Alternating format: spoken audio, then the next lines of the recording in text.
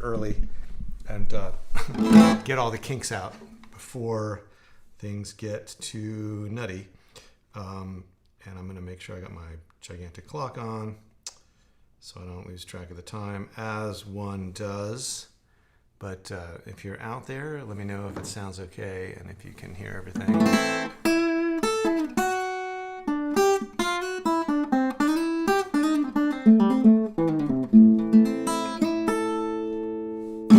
And I won't get into the whole like play through the tune until it's actually go time, which is in 4 minutes.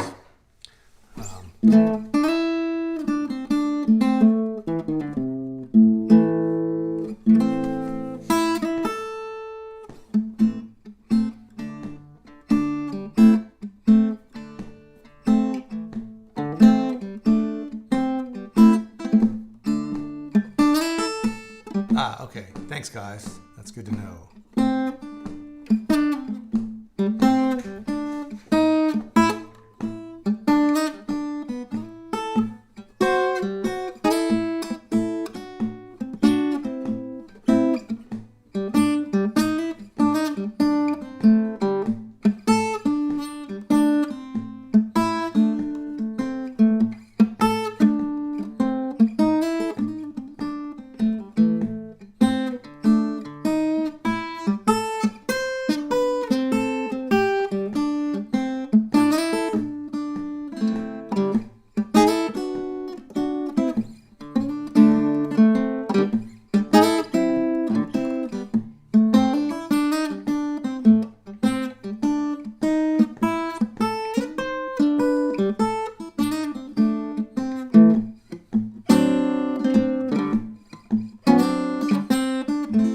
Fast, isn't it?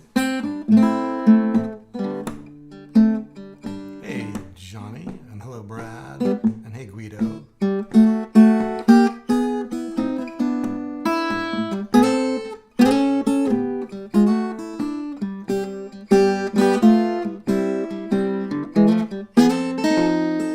Yes, I know where Cedar Park is.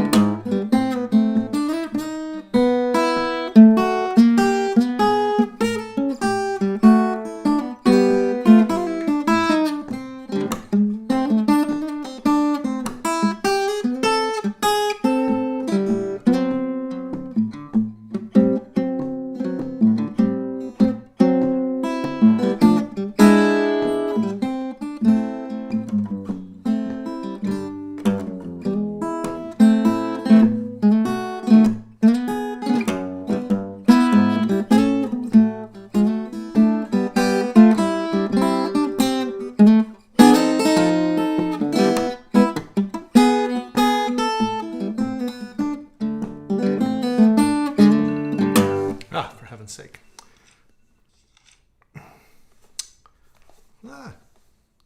Okay, good. Well, that's perfect timing. Now I can actually play for real.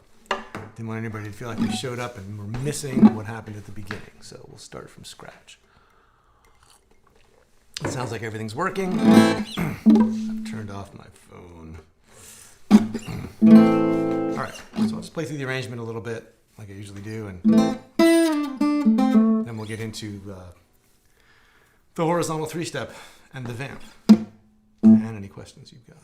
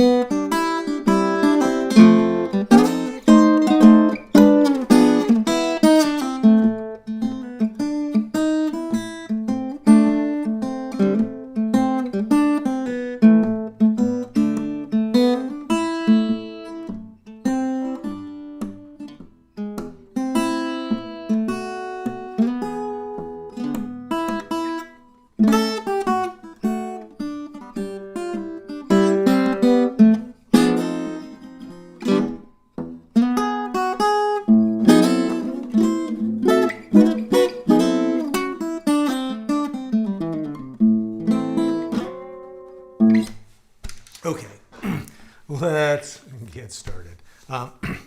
So there's obviously some tricky spots when it comes to the improvising. We can talk about all that next week. But right now, we're going to look at the horizontal three-step for the fundamental version.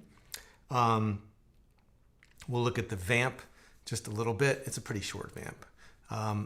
But just go over that a little bit since there's no breakdown of that. And then just get into, there were some questions that came in on the forum, and I'm going to pull those up, and we'll get to those. So, let me pull up. You should be able to get the PDF from the intro and PDF page. And I'm going to pull up my version right now and put it on screen. And that goes like, oh wait, before I do that, let me make sure that I have the YouTube. Oh, where'd it go? There it is. Okay, there's the chat, and here's this, and here's that, and here's this, and showtime. Nope. There we go. All right, so here's the fundamental, and let's go ahead here to the horizontal three-step. So you can first just do a quickly sort of scope out the chord progression. A minor, D7 over F sharp, G, E7, and then A minor, B7 and E7, and then E7 with G sharp in the bass, and then A7, not A minor. That's what kept screwing me up in the improvisation part. To D, to G, to C, to F7, to E, and then that takes you back around to the vamp, which you would play in between each time. So the thumb, the bass part, is going to basically spell out the chord progression, right? And provide the time. So it's steady bass feel, just quarter notes with the thumb, but you're changing chords often every 2 beats. So instead of sitting there for a whole bar, like you would on a blues, on a 12-bar blues, we're moving more quickly. And so if you look at the isolated bass part here, in the first bar, we've got A to F sharp, then to the root of the G chord, the root of the E chord, and that's the first 2 bars. Then we get to here, and we've got A minor to B7, 2 beats of E, and then the inversion, the G sharp in the bass. So that's the whole first line. Then we get to the second line, we have some repeating. A minor, well now it's A7, but the root is the same. A to D over F sharp, G, and now this time we go to C, and then down to an F, which because of where the melody is, you can actually finger with your index finger. You don't have to go for the thumb bass. But here you're jumping from index on the low root at the first fret of the 6th string to index on the 3rd fret of the 4th string. And so it's 1, 2, 3, 4, 1, 2, and then the thumb is actually getting, oh, for crying out loud. Let's go away. Let me make sure that doesn't happen again. Sorry. Those are reminders to do things that I'm already doing. Okay. Be there at 2:30 for live stream. Thank you, phone. Okay, so you're going from in the last measure, from the E to, you're actually going to grab, so you're doing, let's see. Now you could grab this with index and ring, but it needs the weight of the thumb to really sound right to me. And that way also your thumb has something to do, and it helps you keep the time and keep the momentum going. So the whole, as I need to change this, Ricky pointed out that this should actually be an 8th note, because the next note you're gonna play is gonna be, in the melody is gonna be with your index finger. So when I repost this for next week, I'll make sure this is an 8th note, but it doesn't really make any difference in the tab.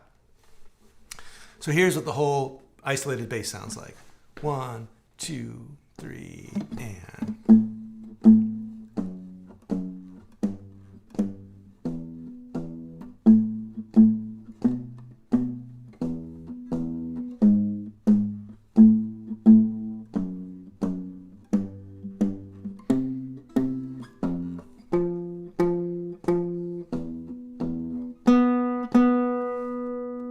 That's it.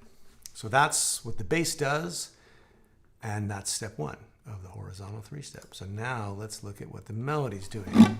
So you can just play through it for starters. And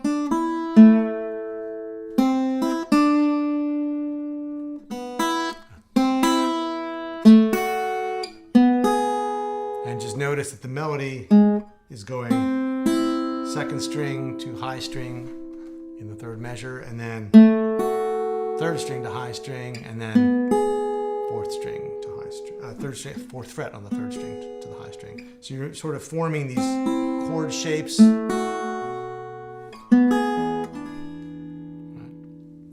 then we've got the melody that's coming down.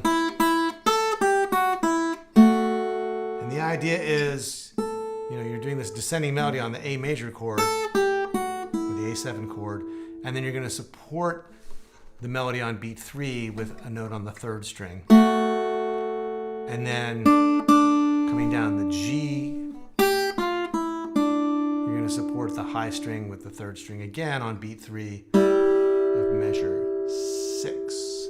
And then same idea when we get to this hit on beat 2 of measure 7. And then again here on the and of 4 in measure 8. So the whole thing sounds like this. 1, 2, 3.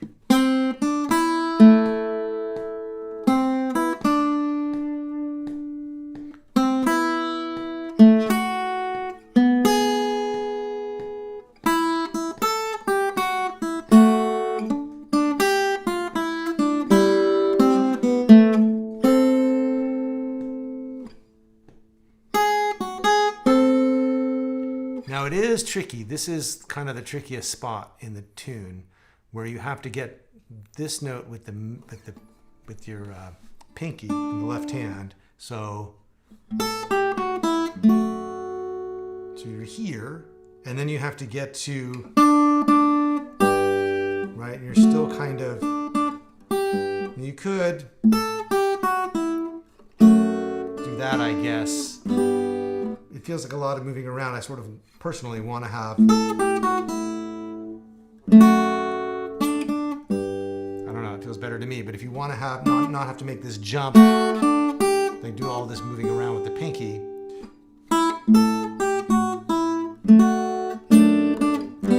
you could do that. And so there you're going index, middle, ring, pinky. And now the pinky has to go over, and you have to get your ring finger all the way over for the G. But it's an alternative to doing this.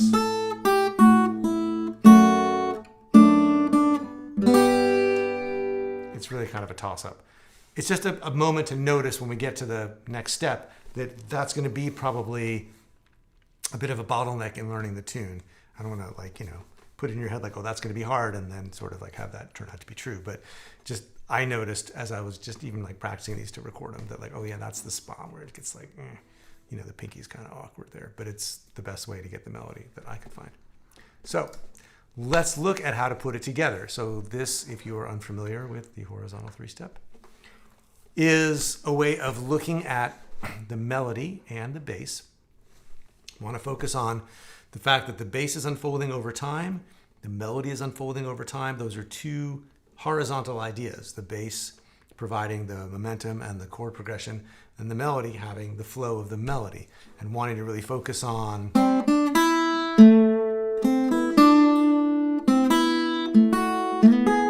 that it's a shape, right? That it's got this thing that happens, and those two things happen over time or horizontally, and then you look at what you need to do vertically. You look at the mechanics that are involved to make that musical thing happen. The whole sort of point of fingerstyle guitar is to get, multiple things happening, a bass line, a chord progression, and a melody, but you don't want to lose track of the horizontal quality of the bass and the melody as you go to execute these, each sequential little vertical moment, right? You want to make sure that those grips and all that stuff is in the service of making the melody flow and the chord progression to move along and the groove to happen.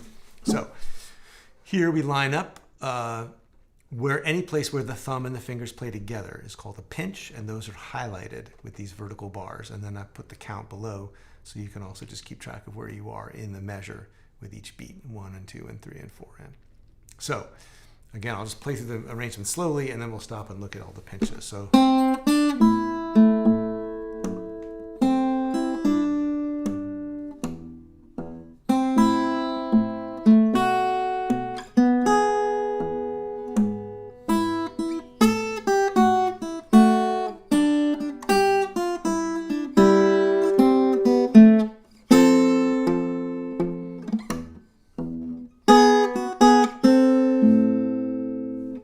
So we can just go through and see at the beginning in the first line, there aren't that many pinches, but then it gets super busy. You can look because the melody is mostly eighth notes and a couple of quarter notes. So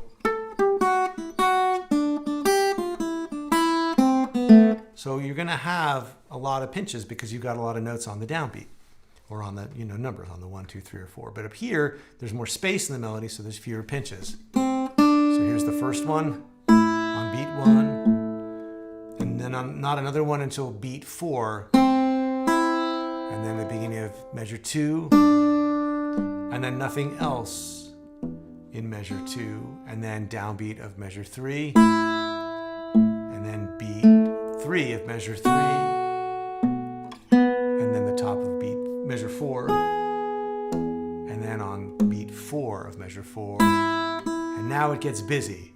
1 and 2 and 3, and that should actually be 3 notes. 4 and 1 and 2 and 3. 4 and 1, 2. So all those pinches in there, right? So pinch and pinch and pinch with thumb, index, and ring.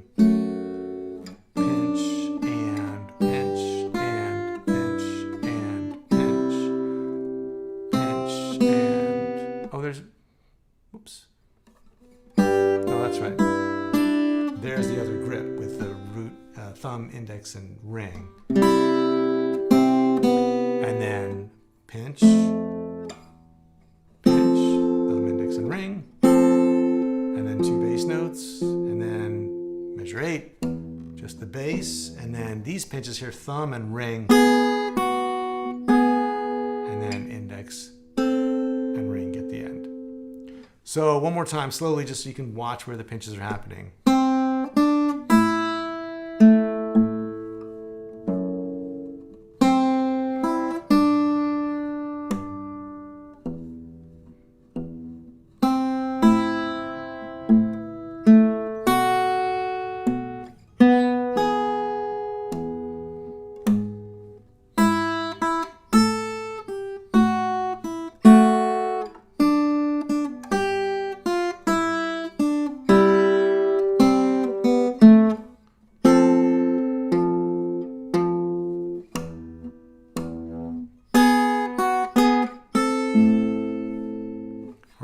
So that's the breakdown, like the horizontal 3-step way to go through the tune.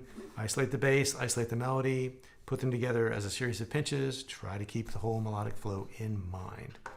Let's step back now and look at the vamp, and then I can talk about how to move between the vamp and the fundamental, which was definitely a question that someone has already posted on the forum. So here's the vamp.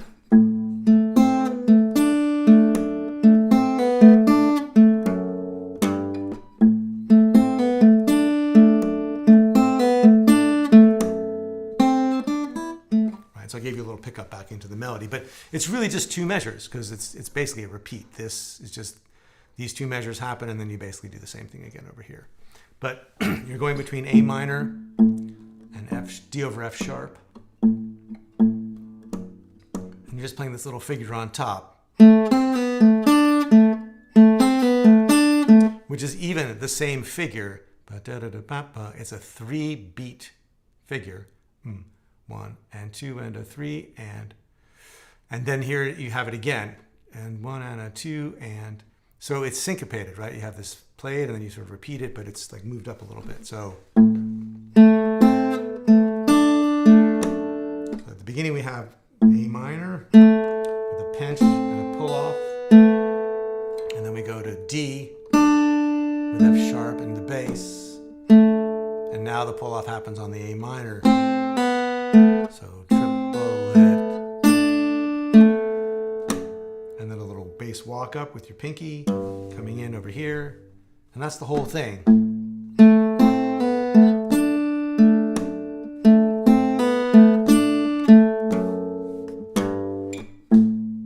So the way you would combine it with the tune is when you're coming out of here, measure 7 and 8 of the fundamental.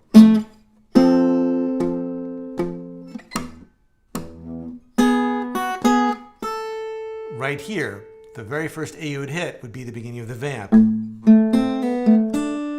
So, and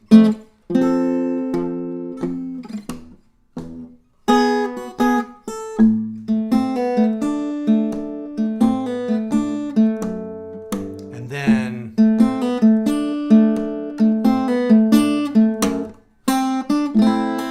right at the very end of the vamp here, you would do a stop basically on beat 3. So you'd play these last two bars would sound like this. 1 and a 2 and 3. And then here's the melody. That's the beginning, that's the pickup into the fundamental. Those two notes here are the same notes as, come on, oh, come on. Don't be ridiculous. What do you, oh, for crying out loud. This is terrible. There we go. Okay, so it's the same as these two notes. Right, so, yeah, so.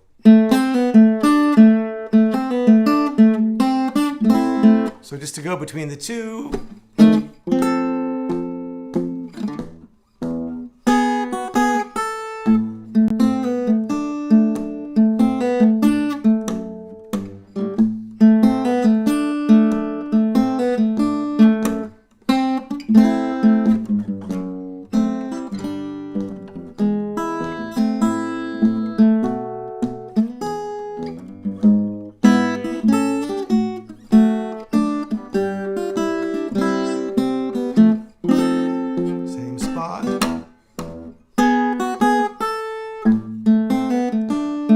So you could just play the vamp in between each pass through.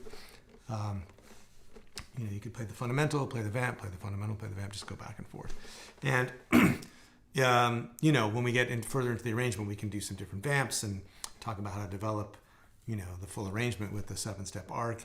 If you're going to sing the tune, then you don't have to change it up that much. You can just sing each subsequent verse, right? And you'll need to leave more space for the vocal because like the little like descriptions of the Grinch get more and more ridiculous and longer, and they need a longer and longer space before the E chord comes back in.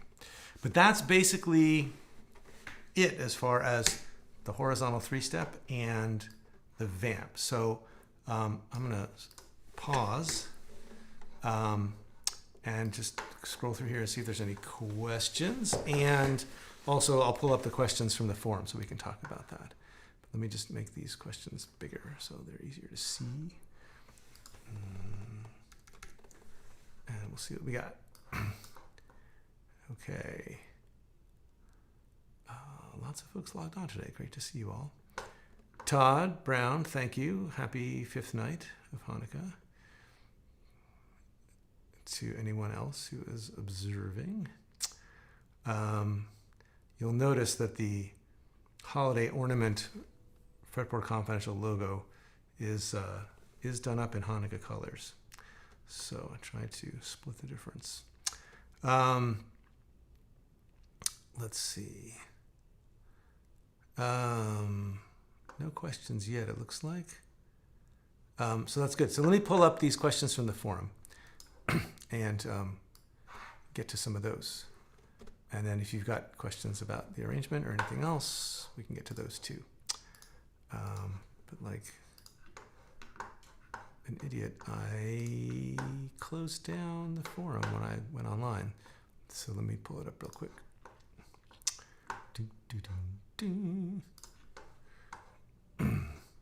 Okay. And I think they were posted in here, in the forum. Let's see. I thought there were some questions in here. Hang on. Let's see. Oh, maybe they were on the... Maybe the questions were on the page with the fundamental. Let me check. Let's check that and see.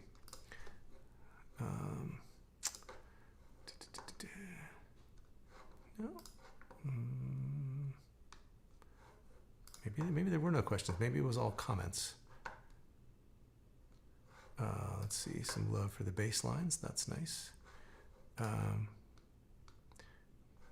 Just checking the vamp page. And any questions on the forum page? No, I guess it was just comments.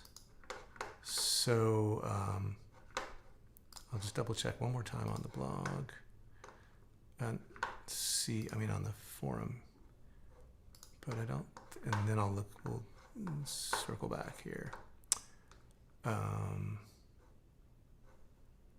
I guess, oh yeah, there was a question from Jim about, does anybody prefer an F natural on the 5th bar?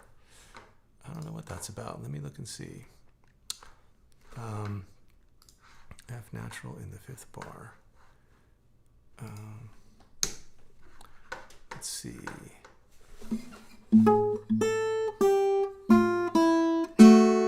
Oh, there.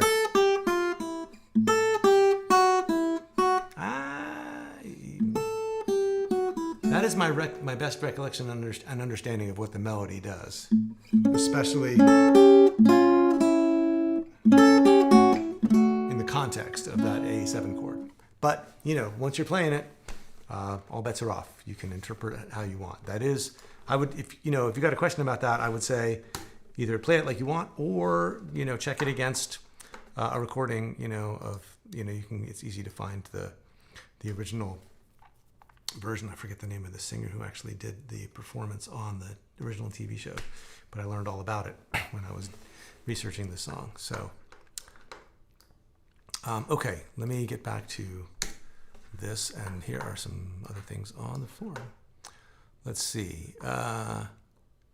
Okay, what made you? This is from Kathy. What made you choose the 1-4 instead of the 1-5? That's a really good question. And you are in the chat right now, as Jim has pointed out. So if we're reading this in the chat, then you've found your way to the chat. Okay, so yeah, I know there've been a lot of questions about the harmonies and that kind of thing on this song and in general. So,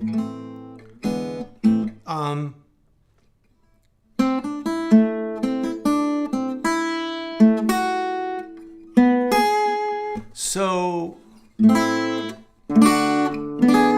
melody, minor scales are tricky.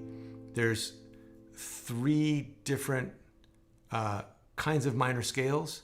And yeah, that's his name. Thank you, Todd. Thurl Ravenscroft. He was not credited originally. And everybody knew that Boris Karloff was the narrator because I think he did get an on-screen credit. But Thurl did not. And then later that was corrected. Yeah, no, I understand the question, Kathy. Like why this instead of this? 2 reasons. One is just arranger's license, right? The vamp exists outside of the actual melody. So you can make up whatever you want. You could do 1 to 5.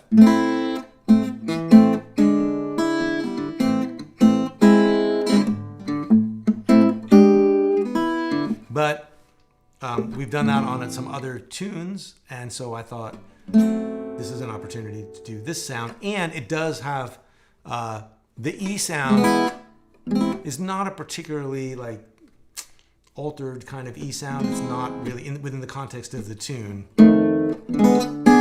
It's more kind of a, you could play it with like, you know, some flat 13 or some sharp 9, but it seems like a pretty straightforward E7 sound to me in the context of the tune. And the melody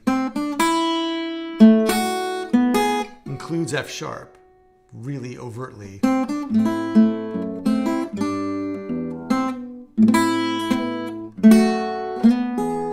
And so that F sharp means that when you're on D, you know, you could be playing a D, and then, you know, an F sharp in the bass sounds good, right?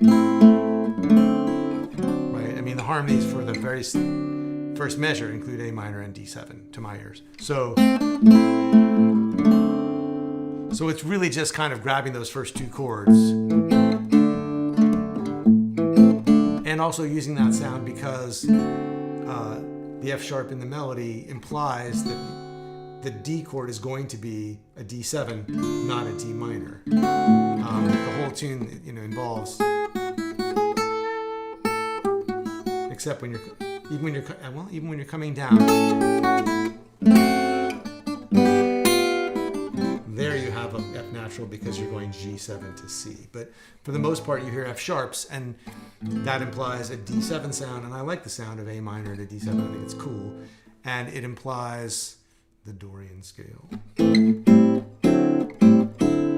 A minor 7 to D7. So the first reason is just my own personal preference, and the second reason is the tune seems to, you know, really speak to the sound of that F sharp, and so it's just taking advantage of the fact that that sound is in the tune and it's a cool sound, so we can do it, and it works. So you know, we can do, I usually do a few different vamps for each arrangement, so we can look at a couple different ways to play the vamp when we get to the arranging part of things in a couple of weeks. And you could certainly do something with that, and there's probably a lot of things you could do. I mean, you could do one of those kinds of things, but there are a lot of possibilities. You know, we just did a tune in A minor 2 months ago. We did minor details, and that probably, you know, that definitely had some 1 to 5 kind of things. So you can go back and forage for ideas from there as well. So yeah. Okay. Happy to take more questions if you've got them, or about other fingerstyle 5 issues generally. Otherwise, that's really what's going on with the groove for this week. And so, you know, I debated, you know, having this be a catch-up month, right? Because it's kind of, I know, like, you know, by the middle of the month, like, everybody's crazy and busy with everything else. But couldn't resist the opportunity to do the Grinch, and we don't have to get into like massive detail with the improvisation and the arranging. I don't want anybody to feel like they've got a lot to catch up on, a lot to, you know, handle this month. So because we just did minor details, and because I imagine some people are going to want to just sing the tune anyway, we'll do some improvisation and arranging, but it may not be like super duper, you know, I won't go overboard with the material for that. Just make sure there's a few cool options. And that'll be that. Okay, well, I'll play through the tune again, and if you've got questions, post them. Oh, Michael had 2 questions I missed. Fantastic. Oh, yes! Right. There was one from Ricky about faking the 4, and one from me about the connection between passes. Okay, cool. I think I covered the connection between passes, yes, because that was just about how do you switch between the vamp and the tune. But if there's more to it than that, just add to it right now, and I'll try to explain. Okay, and then here's Johnny. Hey, Johnny. Okay, here's Ricky's question again. I don't know how I missed these. I did see them before, but I didn't write them down, so that's what happened. Ricky had a question about, in the last bar of the embellished version starting on beat 3, it sounds like I'm faking the 4th. Okay, I'll have to pull that up again and see. I just have to play through it and see what I'm doing because I don't remember. If I did, it wasn't super intentional. But let's see, this is the embellished. There it is. Okay, the last bar of the embellished version starting on beat 3.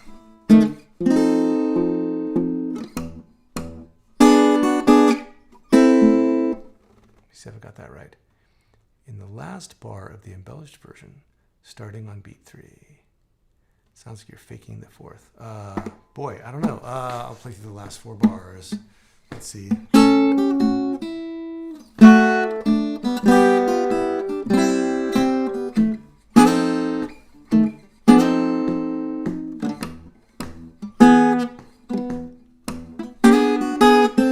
Well, I'm playing the thumb on the 3rd string. So there is no 4th string to fake. Unless you're talking about, no, you're talking about the embellished version.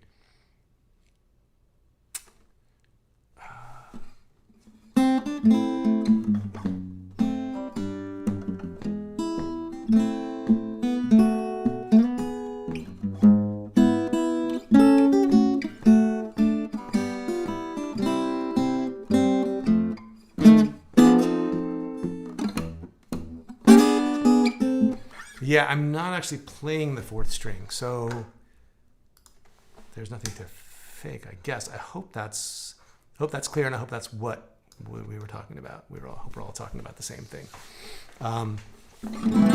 But if not, post away, and I'll try to catch up.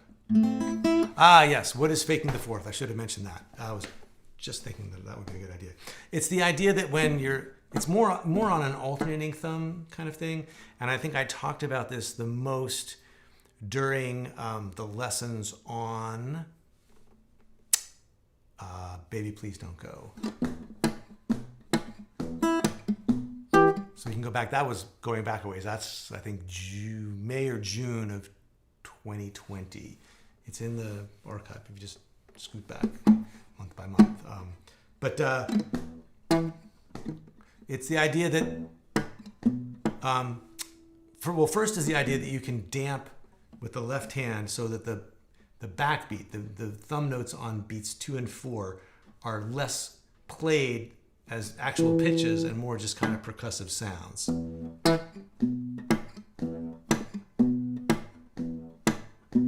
So I'm resting my index finger on the 4th and 5th string, but I'm not actually pressing it down when I'm playing beats 2 and 4. That would sound like this. So I'm actually keeping it resting on the string, and I'm only pressing down on the 5th string when it's time to play beat 3. And I'm relaxing it again on beat 4. So it's basically just touching the strings, pressed for beat 3, and then relaxed again. So it gets more of the feel of like an upright bass where you don't hear the notes ringing out and arpeggiating like you would with like right, it's not that, it's just this idea of, and if you didn't play it at all, you just have this. And so you wouldn't have all those subdivisions. So this gives you, and you can play it if you want to and just relax your grip right afterwards, and then it gets more percussive, but you have more pitch. But where it really comes in handy is when you start to go up the neck if you want to start soloing. So like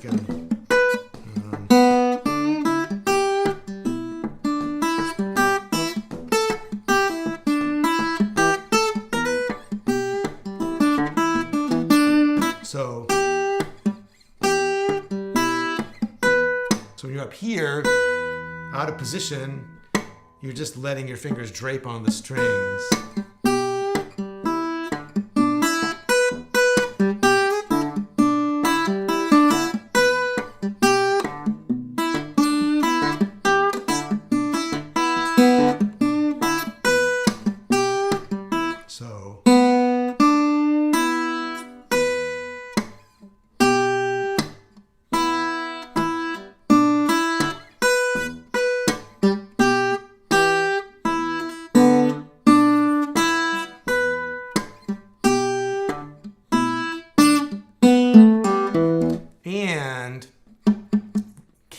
relaxed across the neck in general with the left hand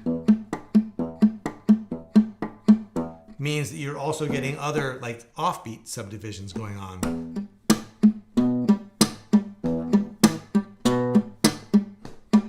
So on all the ands that you're not actually playing a melody note, you're picking up on the third string and also damping those strings. So the exercise would be to just play this.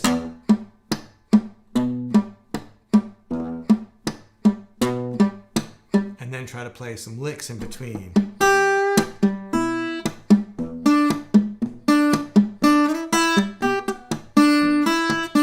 So that's...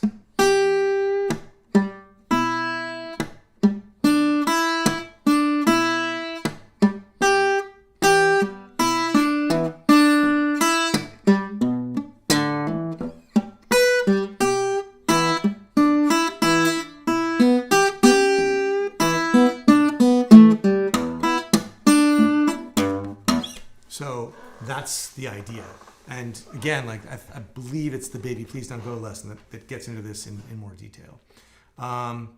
Mike, it makes me think of Carl Perkins and others in that era. Yeah, probably. I mean, you know, those guys were all doing like a sort of hot rod version of whatever Merle Travis and Chet Atkins were doing, you know, sort of stripped down and sped up and more aggressive. So, so yeah, I hope that helps. And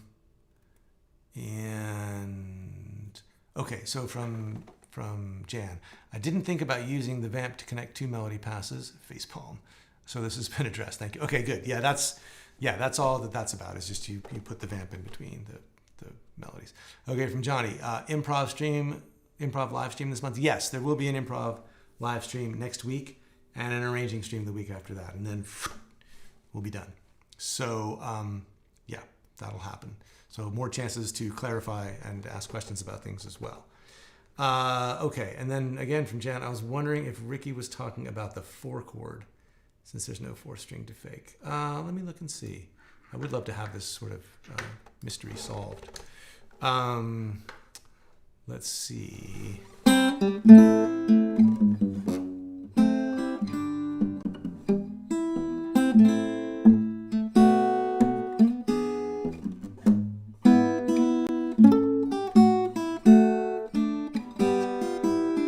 I'll just have to communicate with Ricky about that and get clear about what it is. I don't actually know exactly, but I would imagine that is operator error on my part,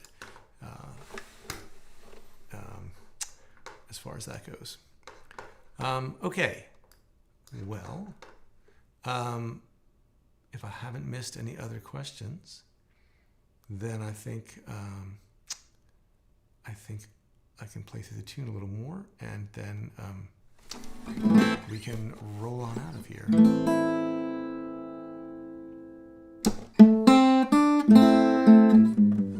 I guess we start with the vamp. And if you've got more questions, post them, and I'll address them when I've done this one pass.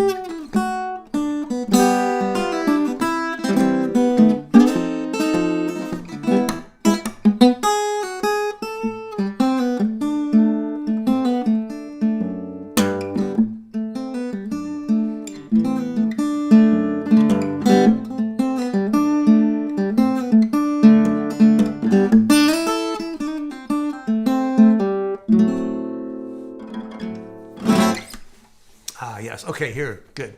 Can you clarify the dates since there are 5 Thursdays in December? Are we skipping the 23rd and the 30th? Yes, because we'll do this week the vamp and the horizontal 3-step, next week improvisation, week after that arranging, and then usually there's 1 week off before we get into the next song. But since there's 5 Thursdays, it kind of worked out to sort of scooch everything up to the beginning of each month in the fall so that then we could do the 2 weeks around Christmas and New Year's without anybody feeling like they were going to miss anything if they weren't around. So yeah, I'll post those dates, but it's basically next Thursday and the Thursday after that at 2:30. Those will be the improvisation and the arranging live streams. And then we'll all go party for the holidays. All right. Hey, Paul Kroger. So yeah, there it is. Leave your questions in the forum, post them, and as we get into learning the tune, we'll get ready to do the improvisation next week. Or if you need to spend the month working on the tune itself, that's cool. During the arranging week, I am going to talk about accompaniment. Just a simple way to play along with your singing if you're going to sing the words. So that'll be part of the, we'll spend a little time on that in the arranging, and maybe a little less time on the vamps and the shout chorus, but we'll still cover a bit of that too in case you're going to play it instrumentally. Okay, that is the story. So if you're watching on the live stream, thanks for being here. And if you're watching on replay, I hope this answered your questions and told you what you needed to know.